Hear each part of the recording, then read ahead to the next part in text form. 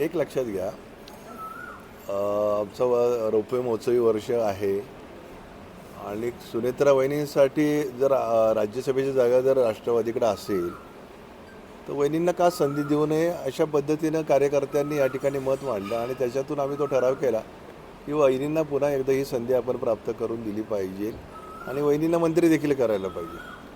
कारण का एक लक्षात ठेवा, राजकीय जीवनामध्ये जरी आपण पराभूत झालो तरी पुन्हा उभं राहण्याकरता, त्याला मजबूती देण्याकरता पक्षाने बळ द्यावं लागतं आणि हे बळ पक्षाने सुनेत्रा वहिनींना द्यावं ही सर्वसामान्य कार्यकर्त्याची मागणी ही निश्चितपणानं आहे.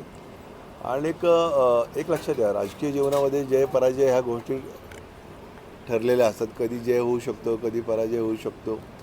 इंदिरा गांधींसारख्या नेत्या या देशामध्ये आणीबाणीनंतर पराभूत झाल्या होत्या, परंतु पुन्हा एकदा फिनिक्स पक्षासारखी भरारी त्यांनी मारली आणि या देशामध्ये सत्ता त्यांनी आणण्याचा प्रयत्न